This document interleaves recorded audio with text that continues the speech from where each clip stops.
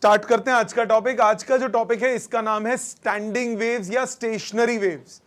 अब stationery waves या standing waves की अगर हम बात करते हैं तो इसमें दो कॉन्सेप्ट्स लगते हैं। पहला हमने पढ़ा था लास्ट क्लास में सुपरपोजिशन प्रिंसिपल, और एक पढ़ा था रिफ्लेक्शन। दोनों का भरपूर इस्तेमाल होगा। सुपरपोजिशन में क्या पढ़ा था आपने? सुपरपोजिशन में पढ़ा था अगर दो वेव्स सेम डायरेक्शन में जाएं, जैसे मर्जी जाएं, वो दोनों एक दूसरे से मीट करती हैं तो एक रिजल्टेंट वेव बन जाती है जिसमें displacement at any instant is the vector sum of individual displacements. याद है आपको? Displacement at any instant is the vector sum of individual displacements. मतलब क्रेस्ट पे क्रेस्ट आएगा तो एडअप हो जाएंगे, ट्रफ पे ट्रफ आएगा तो वो एडअप हो जाएंगे, क्रेस्ट पे ट्रफ आएगा तो वेक्टोरिकली ऐड होंगे, मतलब मैग्नीट्यूड वाइज वो क्या हो जाएंगे? सबट्रैक्ट। याद है ये बात? ये हमने पढ़ा था सुपरपोजिशन में। जिसमें वो ऐड हो रहे थे उसको क्या बोलते हैं? कंस्ट्रक्टिव, अगर मैं इंटरफेरेंस के रिस्पेक्ट में बात करूं, और अगर वो सबट्रैक्ट हो रहे हैं तो उसको क्या बोलते हैं? Destructive interference. ये हमने लास्ट क्लास में पढ़ा था। नाउ दूसरी चीज जो हमने लास्ट क्लास में पढ़ी थी वो थी रिफ्लेक्शन ऑफ वेव्स के बारे में। अगर फिक्स्ड एंड से रिफ्लेक्शन होता है या क्लोज्ड एंड से अगर रिफ्लेक्शन होता है तो जो रिफ्लेक्टेड वेव होती है उसका फेज डिफरेंस हो जाता है 180 का। मतलब क्रेस्ट अगर पहुंचेगा तो ट्रफ वापस आएगा, 180 का फेज चेंज होता है। और दूसरा हमने पढ़ा था अगर फ्री एंड पे या ओपन एंड से रिफ्लेक्शन होता है तो फेज चेंज नहीं होता। ध्यान है ये दोनों बातें? आज हम इनको यूज करेंगे, इन दोनों को। इस टॉपिक का नाम है स्टैंडिंग वेव्स। रजिस्टर खोल लीजिए। स्टैंडिंग या स्टेशनरी वेव्स।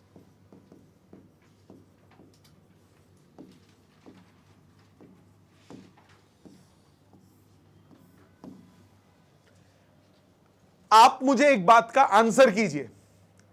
अगर दो वेव्स हो ऑपोजिट फेज में, एम्पलीट्यूड जिनका सेम हो, वेवलेंथ जिनकी सेम हो, टाइम पीरियड जिनका सेम हो, अगर वो सुपर इंपोज करेंगी तो रिजल्टेंट क्या बनेगा? 0। मतलब एक वेव हो ये और एक उल्टे फेज में, सेम एम्पलीट्यूड ऑपोजिट फेज, तो रिजल्टेंट क्या बनेगा? 0। इस टाइप की वेव को हम क्या नाम देते हैं? Standing wave. तो स्टैंडिंग वेव क्या होती है? सामने देखिए, लिखिएगा साथ साथ वर्ड्स में। When two waves having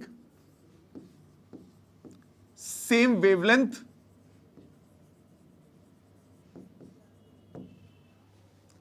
frequency, amplitude, but traveling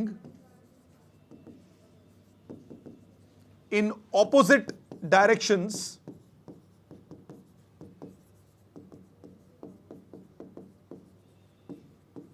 superimpose we get stationary / standing waves। दो वेव्स जो ऑपोजिट डायरेक्शन में जा रही हैं, same amplitude, same frequency, same time period, same wavelength, but opposite phase हमेशा, वो अगर सुपर इंपोज करती हैं तो रिजल्टेंट हमेशा क्या बनेगा? 0। और उस वेव को आप क्या नाम दोगे? Standing waves. ठीक है? हुआ क्या? ध्यान देना। सपोज करो, इसको ऑब्जर्व करने का बड़ा आसान तरीका है, एक स्ट्रिंग से आप बहुत इजीली ऑब्जर्व कर सकते हो। कैसे स्ट्रिंग से ऑब्जर्व कर सकते हो? स्ट्रिंग से ऑब्जर्व करने के लिए सबसे आसान बात क्या हो जाती है कि जब हम, क्योंकि स्ट्रिंग विजिबल है, यही चीज साउंड वेव्स में भी होती है, बट क्योंकि साउंड विजिबल नहीं होगी, साउंड ट्रैवल करते हुए आप दिखेगी नहीं आपको, तो उसको ऑब्जर्व करना, उसको विजुअलाइज करना थोड़ा डिफिकल्ट है। बट स्ट्रिंग्स आपको दिखती हैं। रस्सी को मैं जर्क दे रहा हूं, वो आप विजिबली देख सकते हो कि स्टैंडिंग वेव कैसे बन रही है। अभी दिखाऊंगा भी। तो सपोज करो सामने मेरे पास एक वॉल है, वॉल पे हुक लगा हुआ है और यहां से मैंने रस्सी बांधी, मेरे हाथ में रस्सी है और इसको मैं जर्क देता हूं। वेव्स दी मैंने, एक बार हिलाया, 2 बार, 3 बार, 4 बार, वेव आगे जा रही है। सामने वॉल से टकराई, वापस आई, तो जो जाने वाली वेव्स है और जो वापस आने वाली वेव्स हैं, जब ये दोनों एक दूसरे से सुपर इंपोज करेंगी तो रिजल्टेंट क्या बन जाएगा? जीरो। कैसे बनेगा जीरो वो अभी दिखाता हूं। इतनी बात समझ में आई? तो बेसिकली जो वेव जा रही है और जो वेव रिफ्लेक्ट होकर वापस आ रही है, ये दोनों वेव्स जब सुपर इंपोज करती हैं तो हमें क्या बनता है? हमारे को क्या मिलता है? स्टैंडिंग वेव मिलता है। पहले हम इसको थियोरेटिकली देखेंगे, फिर हम इसको मैथमेटिकली देखेंगे, फिर हम इसको एक्सपेरिमेंटली देखेंगे। सो कृपया करके जरा ध्यान से देखिएगा एक एक चीज को।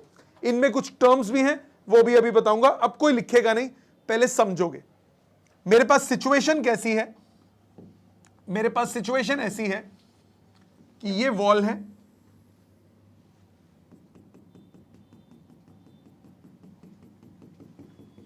इस वॉल में यहां पे मैंने इस पॉइंट से स्ट्रिंग को पकड़ लिया और इधर हुक से बांध दिया।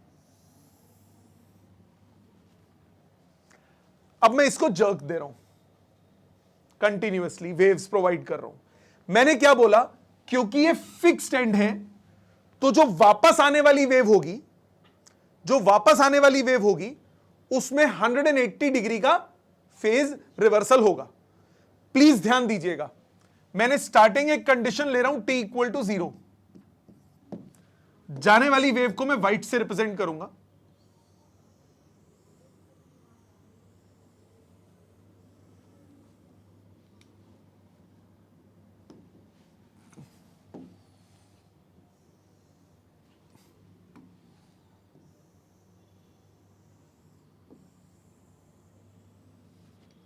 इसको 2 मिनट बाद बनाता हूं, यहां बना लेता हूं।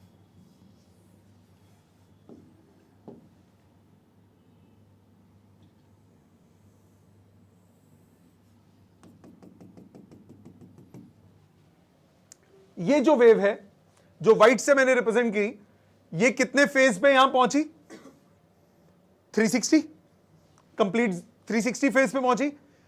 360 माने 0 होता है, 360 माने 0 होता है। जो रिफ्लेक्टेड वेव होगी वो कितने फेज पे वापस निकलेगी? 180 फेज पे, क्योंकि फिक्स्ड एंड पे जब रिफ्लेक्शन होता है तो कितना फेज चेंज आता है? 180 का। तो जो रिफ्लेक्टेड वेव होगी वो 180 फेज से वापस आएगी। 180 फेज का मतलब उसका ट्रफ पहले आएगा। अगर इसका ट्रफ पहले आ रहा है तो जो रिफ्लेक्टेड वेव होगी वो यहीं से वापस आएगी। ये मैं एम्पलीट्यूड भले ही सेम हो पर मैं थोड़ा सा अलग दिखा रहा हूं ताकि आपको नजर आए। यानी इसका रिजल्टेंट बनेगा, इसका रिजल्टेंट वेव कैसा बन जाएगा? ऐसा एड अप हो जाएगा कि नहीं हो जाएगा? ये स्टैंडिंग वेव नहीं है, ये स्टैंडिंग वेव नहीं है।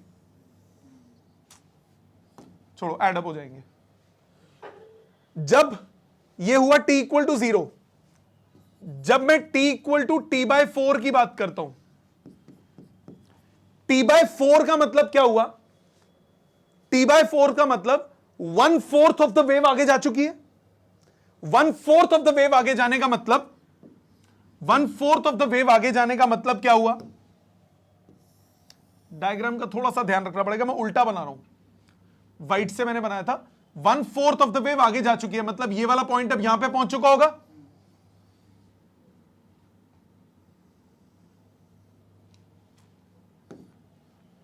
एक मिनट, रेफरेंसेस के लिए मैं इसको ऐसे बना लेता हूं ताकि इजीली मेजरमेंट हो और इसके कंपैरिजन में बन जाए।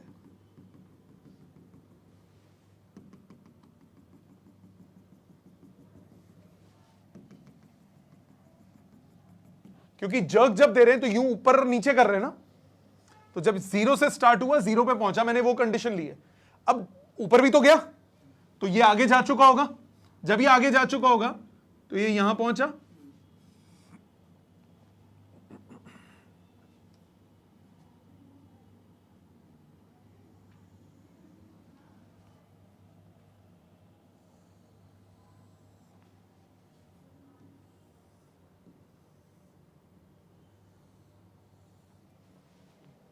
ठीक, आगे आगे चला गया। अब जो रिफ्लेक्टेड वेव होगी ये कहां पहुंच रहा है? 3π/4 पे। 3π/4 से 180 जोड़ो, कितना आया? यहां पहुंचा था वो 2π पे, उस पे 180 जोड़ा तो मैं पहुंच गया 3 पाई पे। 3 पाई मतलब पाई हो गया ना। यहां वो कितने पे पहुंच रहा है? 3 पाई बाई 2 पे। इस पे पाई जोड़ो, कितना पहुंचा? 5 पाई बाई 2। 5 पाई बाई 2 मतलब 90। एक ही बात होती है ना, 360 माइनस कर दो, एक ही बात हो गई। Pi by 2 phase, pi by 2 मतलब पॉजिटिव एम्पलीट्यूड, मतलब जो वापस आएगी वेव वो पॉजिटिव एम्पलीट्यूड से आएगी।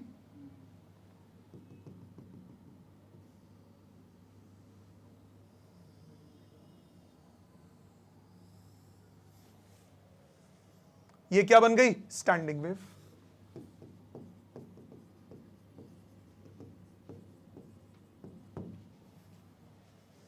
अब एक और स्टेप आगे चलते हैं। जगह कम है, मैं एक काम कर रहा हूं, इसको थोड़ा सा पास बना रहा हूं और एम्पलीट्यूड को थोड़ा छोटा करके दिखा देता हूं। अब मैं टाइम आ गया t/2 पे। t/2 मतलब आधी वेव जा चुकी है। आधी वेव जा चुकी है मतलब ये और आगे गया, ये वाला सेक्शन यहां पे है।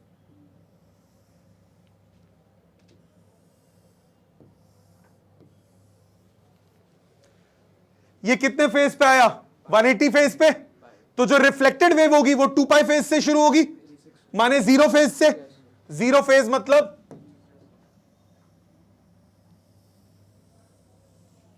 फिर से एडअप हो गई। ये किस पे पहुंची? पाई फेज पे पहुंची थी, पाई जुड़ गया, 2 पाई फेज पे पहुंची, मतलब 0 फेज से शुरू होगी, 0 से स्टार्ट होगी वेव। अब t इक्वल टू 3t/2 पे, 3t/4 पे, और ये आगे चला गया, मतलब अब ये पॉजिटिव एम्पलीट्यूड पहुंचेगा ऊपर।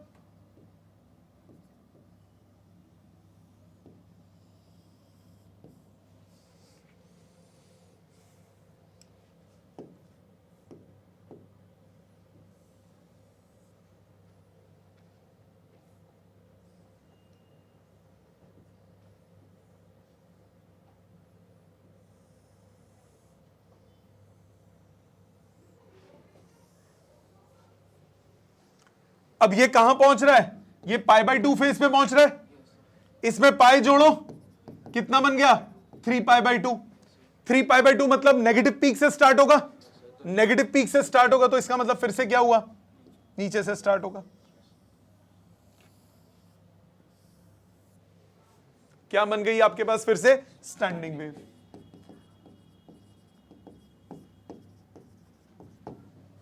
आई बात समझ? तो स्टैंडिंग वेव्स होती क्या है? स्टैंडिंग वेव एक ऐसी वेव है जिसमें एक वेव जाने वाली होगी और दूसरी वेव सेम एम्पलीट्यूड की वापस आने वाली होगी, considering that there is no energy loss. इसमें हम क्या बोलेंगे? इसमें हम कंसिडर कर रहे हैं that there is no loss of energy, then net displacement at any instant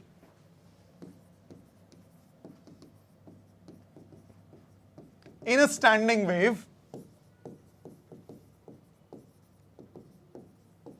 वो क्या हो जाएगा? 0।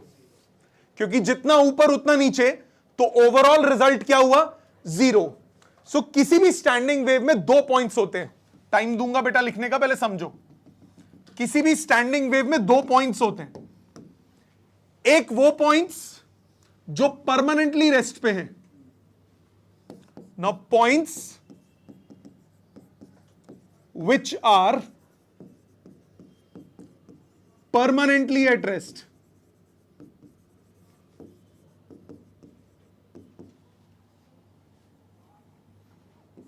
in incident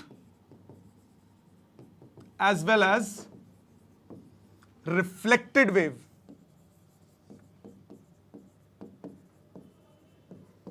are called nodes। In points को हम क्या नाम देते हैं? नोड्स। मतलब ये एक नोड हो गया, ये एक नोड हो गया, ये एक नोड हो गया। ये तीनों क्या कहलाते हैं? नोड्स। अभी मैं आपको प्रैक्टिकली भी दिखाऊंगा ये तीनों क्या कहलाते हैं? नोड्स। ऐसे पॉइंट्स जिनमें एम्पलीट्यूड मैक्सिमम है इंसिडेंट और रिफ्लेक्टेड दोनों में, इनको बोलते हैं anti nodes. Resultant displacement zero है हर पॉइंट पे, बट इस पॉइंट पे इंसिडेंट वेव पे भी एम्पलीट्यूड मैक्सिमम है और रिफ्लेक्टेड वेव में भी डिस्प्लेसमेंट मैक्सिमम है। इन पॉइंट्स को हम क्या बोलते हैं? Anti nodes. So points which are at maximum displacement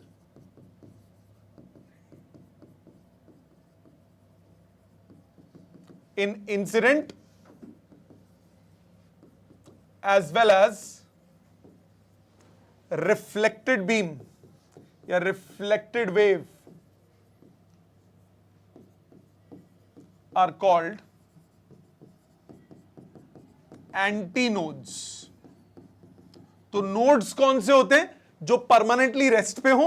anti nodes कौन से होते हैं? जो हमेशा मैक्सिमम डिस्प्लेसमेंट पे हो, इंसिडेंट में भी रिफ्लेक्टेड में भी, बट ओवरऑल डिस्प्लेसमेंट हमेशा क्या होगा? जीरो। एक्चुअल में जीरो नहीं होता। एक्चुअल में क्या होता है? एक एग्जांपल लेते हैं। सपोज करो आपने इस तरफ से एक मैंने रबर बैंड लिया और दोनों तरफ से पकड़ लिया।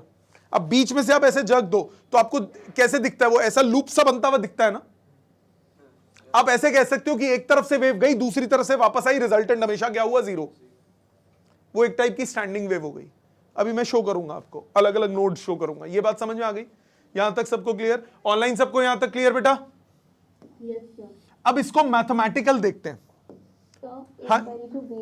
आपने वो एक्सप्लेन किया था, उसमें फर्स्ट केस की रिफ्लेक्टेड वेव बताया। बच्चे ये कहां पे फॉल हो रही है? 360 डिग्री पे फॉल हो रही है 2 पाई रेडियन पे। 2 पाई रेडियन में पाई जोड़ 180 का फेस चेंज होगा कि नहीं होगा? 2 पाई में पाई जोड़ कितना हुआ? 3 पाई। 3 पाई मतलब 2 पाई, 3 पाई मतलब पाई हो गया ना।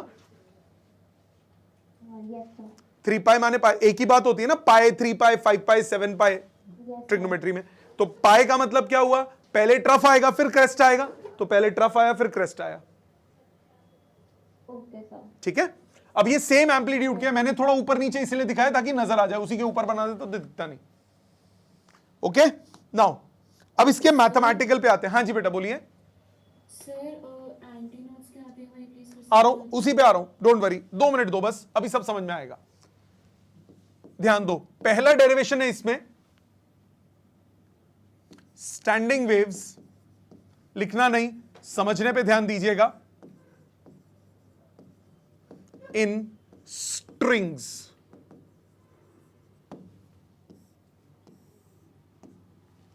Standing waves in strings. मेरे पास ये एक वॉल है, एक हुक है और मैंने एक स्ट्रिंग को इस हुक से बांध दिया। अब मैं इधर कंटिन्यूअस जर्क दे रहा हूं, यहां से रिफ्लेक्ट होके वापस आ रही है wave. y1 incident, y2 reflected. Consider a string of length L. Consider a string of length L. L length की मैंने string consider की, attached to fixed end at wall as shown. If incident wave travels from free end to wall, then it is given by standard form क्या होती है wave की? y is equal to a sin omega t plus minus k x. Positive x में move करती है तो क्या लेते हो? माइनस। नेगेटिव एक्स में मूव करती है तो क्या लेते हो? प्लस। ये मैंने एक्स एक्सिस मान ली। y1 कितना हो गया? a sin omega t minus k x. Reflected wave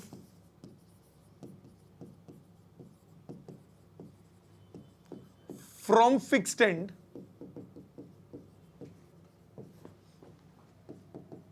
is given bye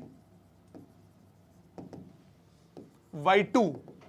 180 का फेस चेंज होगा, डायरेक्शन चेंज हुई, जाने वाली पॉजिटिव एक्स में थी, वापस आने वाली क्या होगी, नेगेटिव एक्स में। तो y2 क्या होगा, a sin omega t plus k x plus पाई, क्योंकि फिक्स्ड एंड है तो 180 का फेज रिवर्सल। यस और नो? साइन 180 प्लस थीटा आजकल कितना होता है, minus sine theta, minus a sine omega t plus k x. Number 2, incident and reflected wave super impose. जब सुपर इंपोजिशन होती है तो रिजल्टेंट वेव क्या होती है, सबका सम याद है, displacement at any instant is the vector sum of individual. जोड़ दोनों को, पहला कितना, a sine omega t minus k x, दूसरा minus a sine omega t plus k x. A common, sine omega t minus k x minus sine omega t plus k x. Sine A minus sine b क्या identity होती है, 2 cos A plus B by 2 sine A minus B by 2, यही होती है sine A minus sine B, 2 cos A plus B by 2 sine A minus B by 2, यही बचेगा क्या identity, sine A minus sine B, sine A minus sine B identity 2 cos A plus B by 2 sine A minus B by 2। इस step तक किसी को कोई doubt है तो प्लीज बोलिए, माइनस बाहर ले लेते हैं फिर पूछते हैं। Sine minus theta minus sine theta, तो रिजल्टेंट डिस्प्लेसमेंट हुआ minus 2a cos omega t sine k x. Online किसी को यहां तक डाउट, ये स्टैंडिंग वेव की इक्वेशन हो गई, आप सबको क्लियर है? ऑनलाइन किसी को डाउट यहां तक? अब ध्यान दीजिएगा, at x equal to 0 sine k x हो गया 0, डिस्प्लेसमेंट हो गई 0, मतलब नोड फॉर्म होगा। डिस्प्लेसमेंट 0 कहां होती है, नोड पे। नोड क्या बताया था, which is permanently at rest, जिसमें डिस्प्लेसमेंट हमेशा क्या हो, 0, वो क्या हो जाता है, node. At x equal to L string is fixed,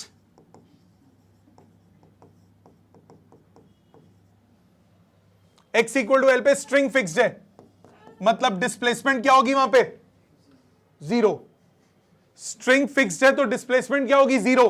displacement 0 होने का मतलब साइन के एल की वैल्यू क्या हो जाएगी, 0। साइन थीटा 0 कब कब होता है, साइन थीटा 0 कब कब होता है, n pi.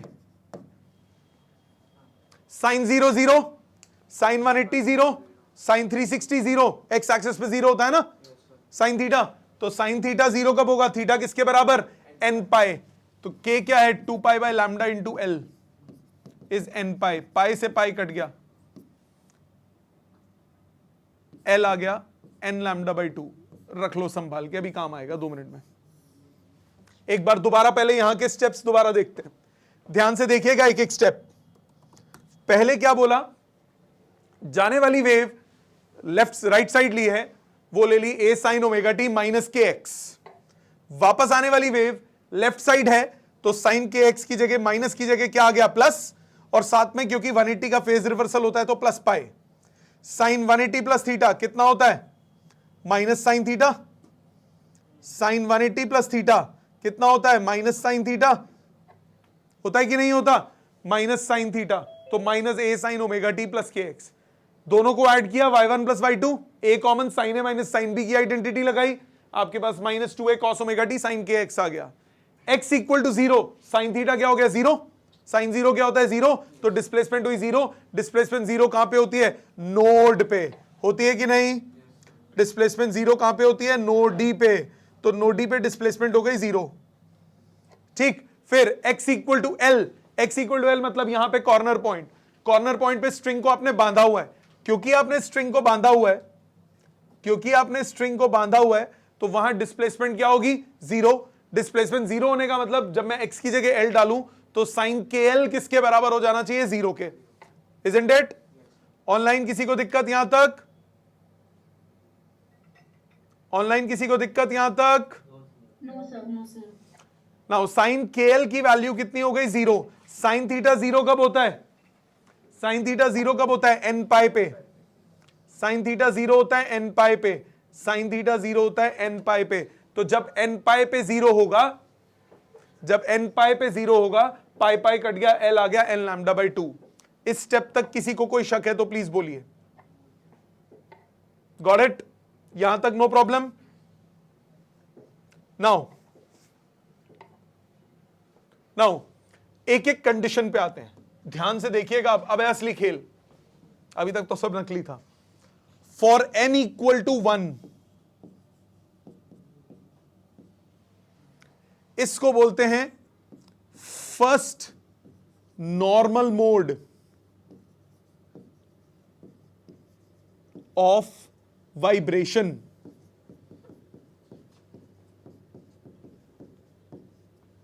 n equal to 1 इसको बोलते हैं first normal mode of vibration.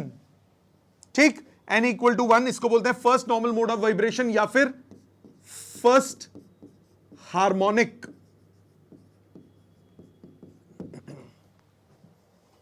n को अगर 1 डाल दूं तो l आ जाएगा लैम्डा बाई 2, l आ जाएगा लैम्डा बाई 2, मतलब पूरी लेंथ में आधी वेव। तो आधी वेव जाने वाली होगी और आधी वेव वापस आने वाली होगी। यह कहलाता है first normal mode of vibration.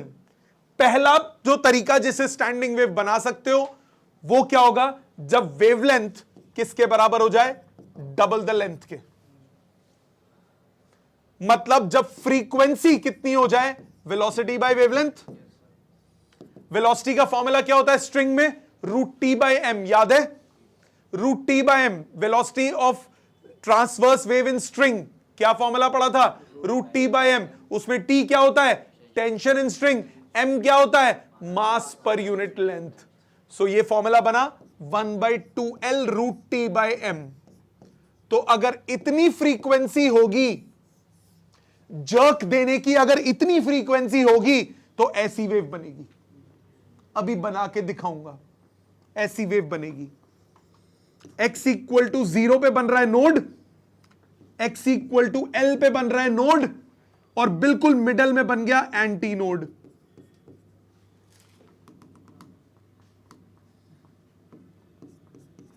तो 0 पे बना नोड, L पे बना नोड, और फिर L/2 पे क्या बना? Anti node. अब आ जाते हैं दूसरे पे। फॉर n इक्वल टू 2 इसको बोलेंगे second normal mode of vibration.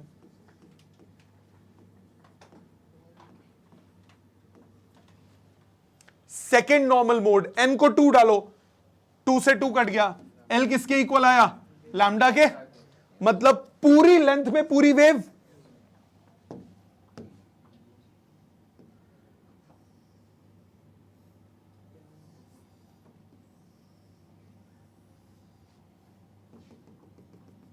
ऐसा वाइब्रेशन बनेगा।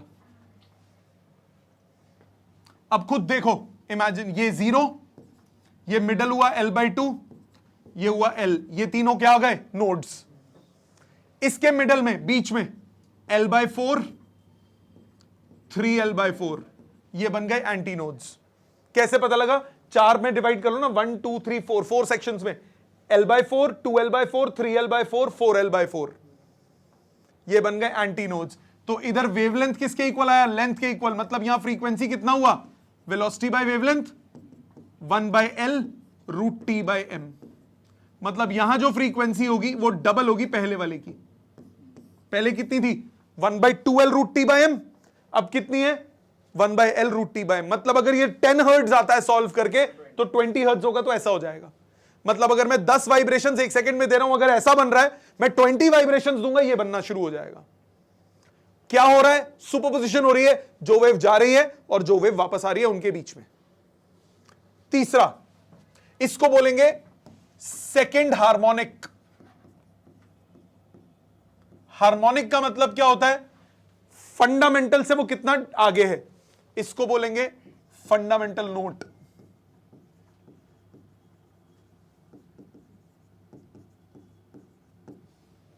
फंडामेंटल का कितना मल्टीपल है, फंडामेंटल से डबल फ्रीक्वेंसी है, तो इसको इसीलिए नाम दिया सेकंड हार्मोनिक या फिर फर्स्ट ओवरटोन। एक एक टर्म्स याद रखनी है, न्यूमेरिकल्स में काम आएंगी।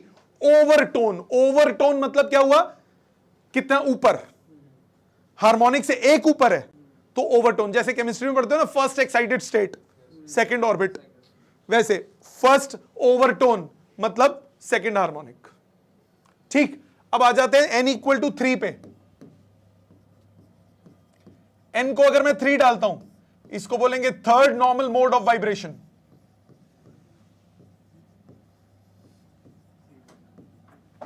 थर्ड नॉर्मल मोड, तो L कितना हुआ? 3 λ/2। तो पूरी लेंथ में 1.5 वेव, इतनी ही लेंथ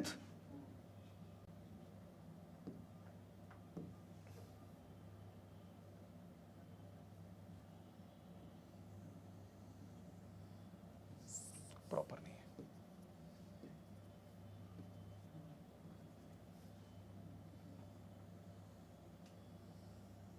डेढ़ वेव और 1.5 वापस आने की, ऐसा बनेगा सिचुएशन। अब इधर लैम्डा कितना हो गया देखो, 2L/3। मतलब यहां फ्रीक्वेंसी कितनी हो गई? Velocity by wavelength 3/2L√T/m। Triple आ रही है पहले से, तो ये फ्रीक्वेंसी हो गई 3 टाइम्स फंडामेंटल, तो इसको बोलेंगे थर्ड हार्मोनिक या फिर सेकंड ओवरटोन। थर्ड हार्मोनिक मतलब फंडामेंटल का ट्रिपल, सेकंड ओवरटोन। अब इसमें पोजीशंस पे ध्यान दो। पहले नोड्स की बात करते हैं। 3 हिस्सों में डिवाइड करें, 0, L/3, 2L/3, 3L/3। आंटियां इसके बीच में होगी, L/6, 3L/6, 5L/6। समझ में आ गया? मतलब अगर मैं स्टैंडर्ड फॉर्म बनाऊं for nth normal mode, numerical के लिए जो आपको फॉर्मूला याद करना है, nth नॉर्मल मोड की अगर मैं बात करूं तो उसमें जो फ्रीक्वेंसी होगी वो हो जाएगी n times fundamental. Second normal mode में डबल थी, थर्ड नॉर्मल मोड में ट्रिपल थी, तो nth नॉर्मल मोड में n टाइम्स फंडामेंटल मतलब n/2L√T/m। ये हो गई इसकी फ्रीक्वेंसी। अगर मैं इसके नोड्स की पोजीशन देखूं, जरा नोड्स की पोजीशन पे ध्यान से देखिएगा। जब n की वैल्यू 1 थी तो 0 और L पे था। जब n की वैल्यू 2 थी तो कितना हुआ? 0, L/2, 2L/2। जब n 3 हुआ तो 0, L/3, 2L/3, 3L/3। मतलब न्यूमरेटर में 0, 1, 2, 3 चल रहा है, डिनोमिनेटर में क्या चल रहा है? 3 चल रहा है। इधर 0, 1, 2 चल रहा है, डिनोमिनेटर में 2 चल रहा है। इसका मतलब nth नॉर्मल मोड में स्टैंडर्ड फॉर्मूला बनेगा 0, L/n, 2L/n, 3L/n up to NL/n। Aunties कहां कहां होंगी? उस पे भी पैटर्न पे ऑब्जर्व करो। जब n 1 था तो डिनोमिनेटर में 2 था, जब n 2 था तो डिनोमिनेटर में 4 आ गया एंटी नोड्स में, जब n 3 था तो डिनोमिनेटर में 6 चल रहा है, और न्यूमरेटर में क्या चल रहा है? Odd numbers 1 3 1 3 5। कहां तक चल रहा है? 6 से 1 कम, 4 से 1 कम, 1 से 1 कम और 2 से 1 कम। मतलब L/2n, 3l/2n, नीचे डबल ऊपर ऑड नंबर्स, 5l/2n, कहां तक चलना है, डिनोमिनेटर से एक कम, 2n - 1 l/2n। ये लर्न करने हैं फॉर्मूलाज न्यूमेरिकल्स के लिए।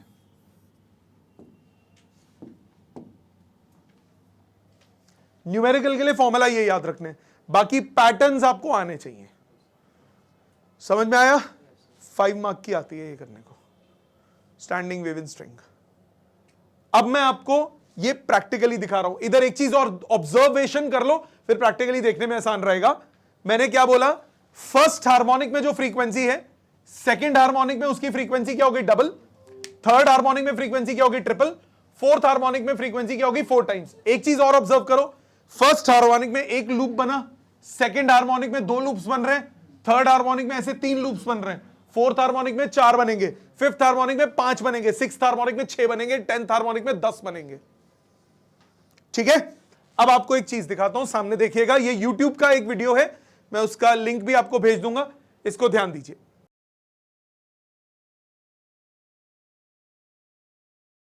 So what we have here is a frequency generator. It's connected to what's called a wave driver. It's just a speaker.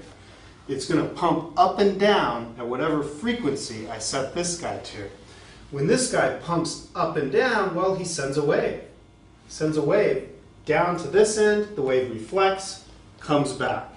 Now, if I set it to just any old frequency, let me just turn this on. Well, yeah, let's go a little higher. So it's sending waves back and forth, but these waves are out of sync, if you like. They're not exhibiting consistently constructive or destructive interference at any one point. But if I set it here, for example, I have what's called a standing wave. That is, the wave that's sent down and reflects constructively interferes with the next wave that comes down right at this point.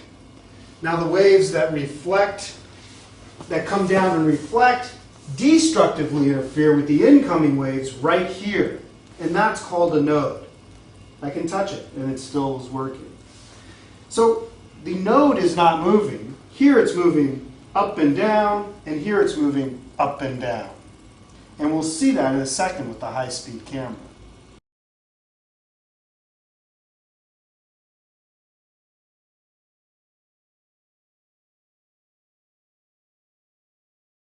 So here we have what's called the second harmonic. It's the second possibility for a standing wave for a string that's held at both ends. Because notice this is a node, and the middle's a node. So we have 3 nodes for this wave. Now, like I said, second harmonic, well, what's the first one? The first one will be half this number, so 8.5.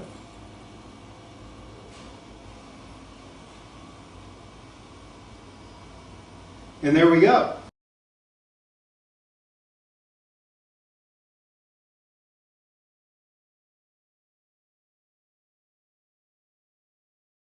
It's basically the scenario of a jump rope. Now, I can find all of the other harmonics are multiples of this number. So we just saw that 2 times this number was the second harmonic, or the second possibility. Well, if I go 3 times this number, I should get the third harmonic. Well, 3 times 8.5, I guess that was around 25.5. And there we go. So that's the third harmonic. How many wavelengths is this? Well, it's 1 1/2. 1 1/2 wavelengths. And it's easier to see in high speed. So check out this shot with the high-speed camera and verify for yourself that it is 1 1/2 wavelengths.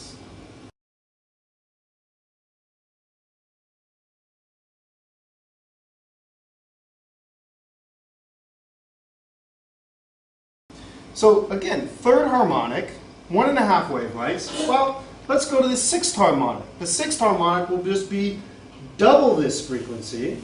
So we go up to 50.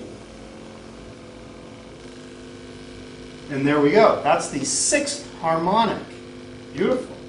And it's 6 times the fundamental frequency, which we measured in the beginning to be 8.5 hertz. So check this guy out. We have 1, 2, 3 wavelengths. आ गया सबको समझ? सो ये सारा था इसका explanation. अब आप क्या करें? सबसे पहले इसको अपने हाथ से लिखें. जो इससे पिछले वाला पार्ट है, ये चीज ये लिखने की जरूरत नहीं है. इसको लिखिए, आगे का लिखिए. कोई डाउट आता है अभी बोलिए, फिर हम आगे चलेंगे. आगे देखते हैं. ये था हमारा स्ट्रिंग, जो कि आपको नजर आ सकता है. अब कुछ ऐसी वेव्स की बात करते हैं जो दिखती नहीं है, माने साउंड वेव्स. इसमें सबसे पहला केस कोई लिखेगा नहीं, समझेंगे. Standing waves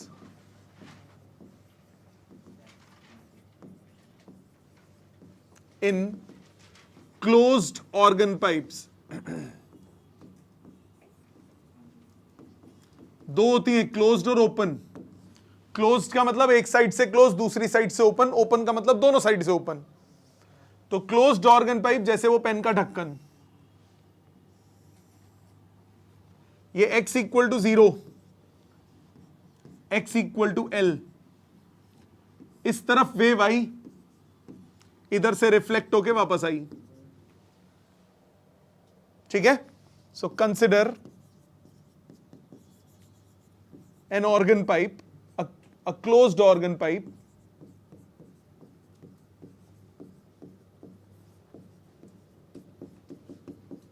of length L.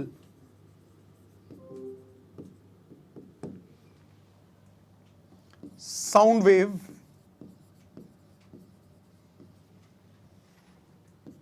is incident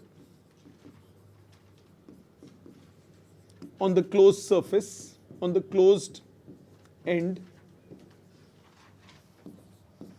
and is given by y1. ये लेफ्ट साइड लिया, a sine omega t minus k x या plus k x, plus k x. Left side लिया ना, इंसिडेंट वेव लेफ्ट साइड पे, उल्टा भी ले लो चलेगा. ठीक है. This wave gets reflected from closed end. क्योंकि क्लोज्ड एंड है, फिर से 180 का फेस चेंज आएगा. And the reflected wave is given bye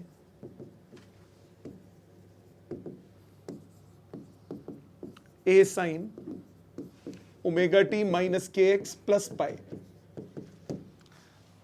फिर से साइन 180 प्लस थीटा कितना होता है? Minus sine theta minus a sine omega t minus k x. Number 2. Apply कीजिए superposition principal.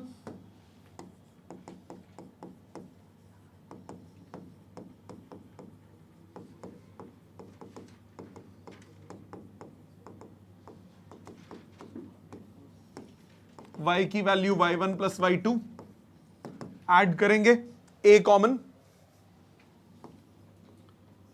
Sign omega t plus k x minus sine omega t minus k x. Sine ए minus sine b की identity वही पहले वाली, 2 sine 2 cos A plus B by 2 sine A minus B by 2.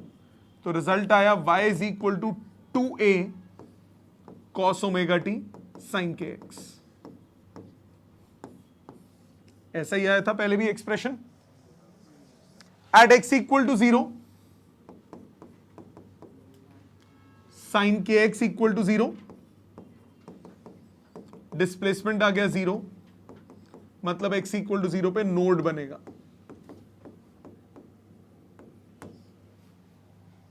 ठीक. At x equal to L.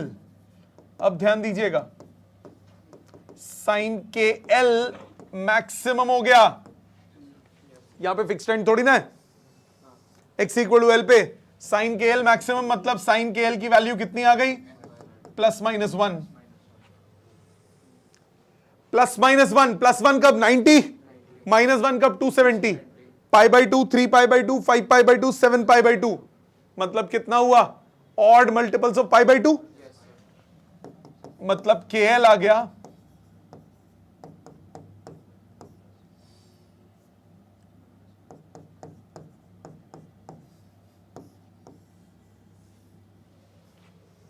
मानते हो? Odd multiples of π/2। अब KL की value, K कितना है? 2π/λ। दोबारा लिख देता हूं उस एक्सप्रेशन को। KL आ रहा था मेरे पास 2n - 1 π/2। K की value 2π/λ into L is 2n - 1 π/2। Pi से पाई कट गया, L आ गया 2n - 1 λ/4। अब क्या करते हैं बेटा? इसके बाद पहले क्या करते हैं? n की जगह 1 डालते हैं। क्या आता है उससे? First normal mode of vibration for n = 1। इसको बोलेंगे फर्स्ट नॉर्मल मोड। वाइब्रेशन मत बोल देना इस केस में, साउंड है। First normal mode. First normal mode में L कितना हुआ? n को 1 डालो, λ/4। एक पौआ वेवलेंथ का क्वार्टर ऑफ वेवलेंथ, मतलब पूरी लेंथ में 1/4 वेव। पूरी लेंथ में 1/4 वेव। 1/4 वेव मतलब 0 से एम्पलीट्यूड, क्योंकि नोड पे क्या बनता है? 0। तो ये हो गई जाने वाली वेव और ये हो गई आने वाली वेव। सो 0 पे क्या बना? नोड, और L पे क्या बना? Anti node. इधर लैम्डा कितना आ गया? 4L, मतलब फंडामेंटल फ्रीक्वेंसी कितनी हो गई? V/4L। इसमें V क्या है? Velocity of sound. इसमें V कौन है? Velocity of sound. ये कौन सा है? ये है फंडामेंटल फ्रीक्वेंसी या फिर फर्स्ट हार्मोनिक। ठीक है जी। अब आ जाते हैं n = 2 पे। ध्यान दीजिएगा, यहां पे मजा आने वाला है। फॉर n = 2 इसको बोलेंगे सेकेंड नॉर्मल मोड।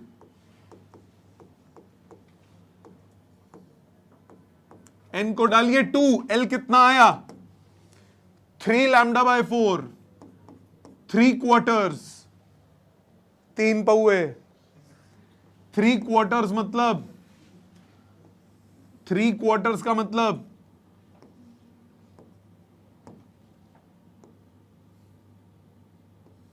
एक क्वार्टर, 2 क्वार्टर, 3 क्वार्टर।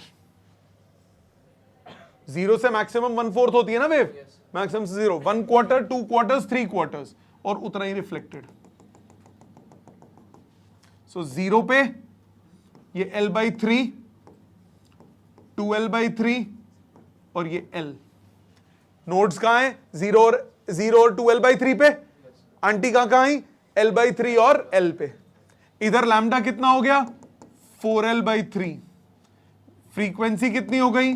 V/λ, मतलब 3 टाइम्स V/4L, मतलब 3 टाइम्स फंडामेंटल, मतलब थर्ड हार्मोनिक। ओ भैंस की आंख, सेकंड हार्मोनिक है ही नहीं। फंडामेंटल यानी फर्स्ट हार्मोनिक के बाद सीधा थर्ड है। सेकंड हार्मोनिक है ही नहीं। इसमें सारे के सारे हार्मोनिक्स इवन नहीं होते, ऑड होते हैं। इसमें इवन हार्मोनिक्स एब्सेंट होते हैं। हार्मोनिक का मतलब क्या है? मल्टीपल नहीं। हार्मोनिक का मतलब नंबर नहीं, हार्मोनिक का मतलब मल्टीपल ऑफ फंडामेंटल। अब अगर मैं n की जगह 3 डालता हूं, L कितना आ गया? 5 λ/4, मतलब 5 क्वार्टर्स, एक कंप्लीट और एक 1 क्वार्टर। एक पूरा मतलब 2 अद्धे और एक क्वार्टर। सब पता है सबको, आजकल टर्मिनोलॉजी है। 5 क्वार्टर्स 5 हिस्सों में डिवाइड कर लेते हैं। 1 2 3 4 और ये 5 क्वार्टर।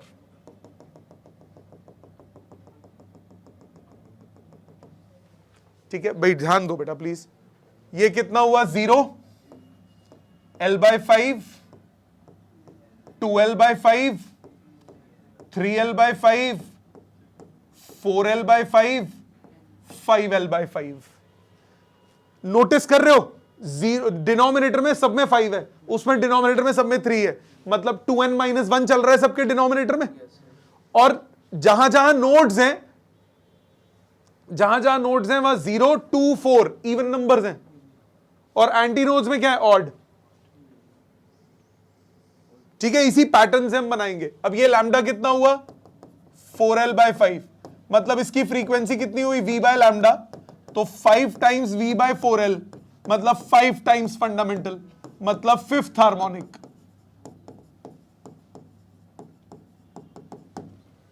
तो इसमें इवन हार्मोनिक्स क्या होते हैं, absent in closed organ pipes.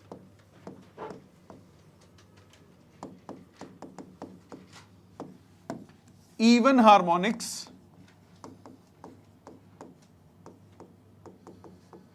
are absent। अब इसमें for nth normal mode formulas क्या क्या बन जाएंगे, पहले फ्रीक्वेंसी की बात करते हैं, 2n-1 टाइम्स फंडामेंटल, मतलब 2n-1 टाइम्स V/4L। फंडामेंटल कितना था V/4L, सो 2n-1 टाइम्स V/4L। इसमें नोड्स कहां कहां आएंगे, नोटिस करते हैं, 0, 2L/5, 4L/5, डिनोमिनेटर में 2n-1, 0 से शुरू हो रहे हैं, ऊपर इवन नंबर्स।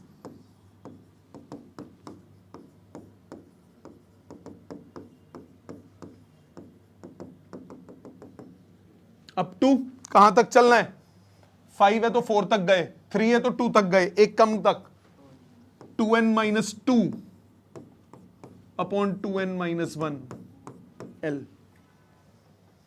और एंटी नोड्स में ऑड नंबर्स हैं, L तक जाना है, तो antinodes L/2n-1, 3L/2n-1, 5L/2n-1 up to L। ये फॉर्मूलाज याद करने हैं। गलपल्ले पई, समझ में आई? ऑनलाइन सबको क्लियर? ऑनलाइन बच्चों सबको समझ में आ गया? अगले पे चलते हैं। ये था क्लोज्ड, अब है ओपन ऑर्गन पाइप।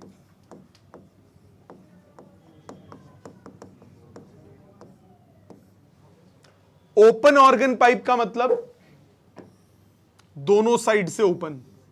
अब इंग्लिश नहीं लिख रहा मैं, x = 0, x = L।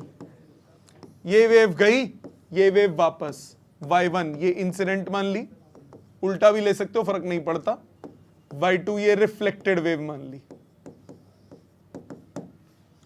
y1 कितना, a sin ω_t - kx, y2 मतलब a sin ω_t + kx, और 180 का फेस चेंज नहीं होगा, ओपन एंड है। क्लोज्ड एंड से रिफ्लेक्शन पे 180 का फेस चेंज होता है, ओपन एंड से 180 का फेस चेंज नहीं होता। रिजल्टेंट कितना हो गया, y1 + y2, a common, sin ω_t + kx - kx plus sin ω_t + kx, sin A + sin B identity, 2 sin A + B/2 cos A - B/2, cos -θ + cos θ, 2A sin ω_t cos kx।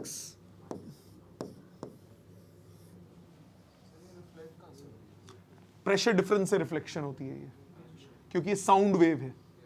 ठीक है, now ध्यान देना please, ये बात सबको समझ में आई? अब eight x = 0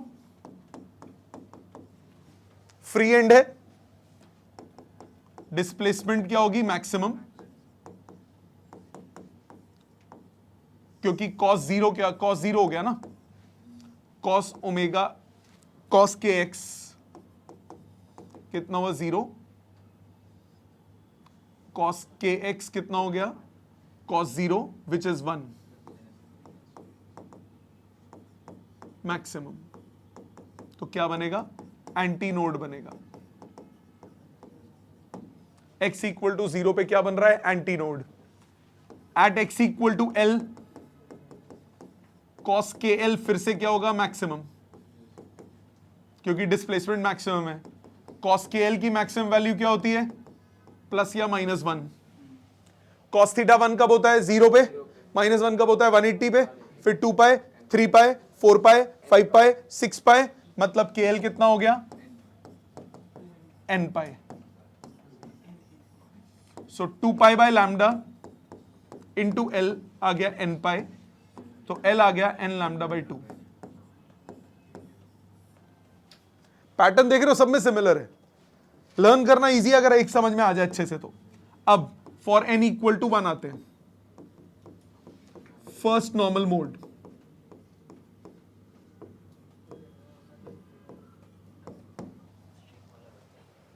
first normal mode में क्या होगा, l किसके बराबर, लैम्डा बाई 2 के। आधी वेव जाएगी, आधी वेव वापस, एम्पलीट्यूड से शुरू होकर एम्पलीट्यूड तक चलनी है।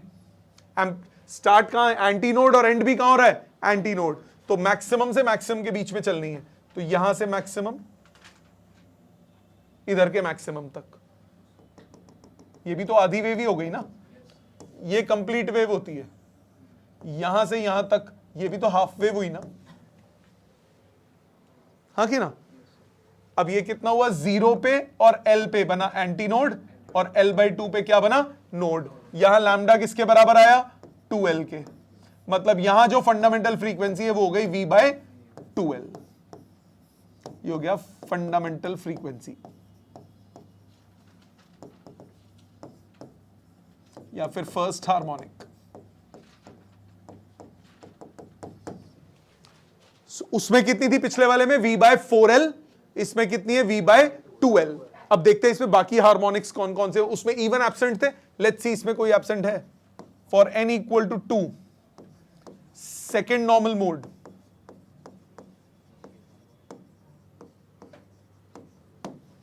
n को 2 डालिए, कितना था, L था n lambda by 2, so L हो गया 2 लैम्डा बाई 2 यानी लैम्डा। सो पूरी लेंथ में पूरी वेव एम्पलीट्यूड से शुरू होनी है, एम्पलीट्यूड पे पहुंच के खत्म होगी। ये भी तो एक वेव हो गई ना, यहां से शुरू हुई, 1 क्वार्टर, 2 क्वार्टर, 3 क्वार्टर, 4 क्वार्टर, ये कंप्लीट वेव हो गई कि नहीं हो गई, सेम फेज में आ गई ना। सो इसी का ही रिफ्लेक्टेड पार्ट, 4 हिस्सों में डिवाइड, ये 0, L by 4, L by 2, 3L by 4, L। इधर फ्रीक्वेंसी V बाय लैम्डा माने V बाय L। पिछले में कितनी थी, V बाय 2L, अब है V बाय L, मतलब डबल। हाँ, सेकेंड हार्मोनिक, इसमें कोई एब्सेंट नहीं होता।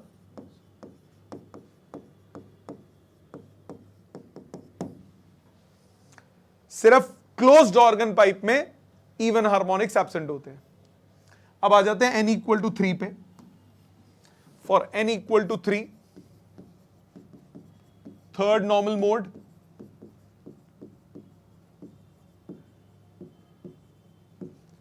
थर्ड नॉर्मल मोड में L कितना आया, n लैम्डा बाई 2, तो यानी 3 लैम्डा बाई 2। 1.5 वेव, 3 बाई 2 1.5 होता है। तो पूरी लेंथ में एक वेव एम्पलीट्यूड से एम्पलीट्यूड की तो कंप्लीट हो गई, और आधी और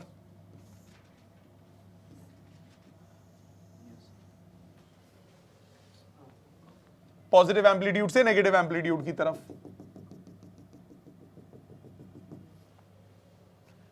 कितने बने, 1 2 3 4 5 6 सेक्शंस बने। 0, L बाई 6, 2L बाई 6 माने N by 3, 3L by 6, 5L by 6, 4 sorry, 4l/6 मतलब 2l/3, 5l/6, 6l/6। इधर लैम्डा कितना आया 2l/3, तो इधर फ्रीक्वेंसी कितनी हुई v/2l/3 मतलब 3 टाइम्स फंडामेंटल यानी थर्ड हार्मोनिक।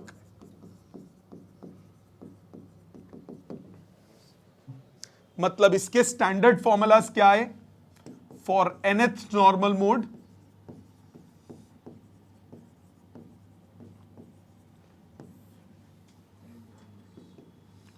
फ्रीक्वेंसी कितनी हुई n टाइम्स फंडामेंटल मतलब n टाइम्स v/2l। नोड्स कहां कहां आए, नोड्स पे ध्यान दो, l/6, 3l/6, 5l/6, डिनोमिनेटर में डबल, न्यूमरेटर में odd, l/2n, 3l/2n, 5l/2n, dot dot dot कहां तक, 6 है तो 5, 4 है तो 3, एक कम तक।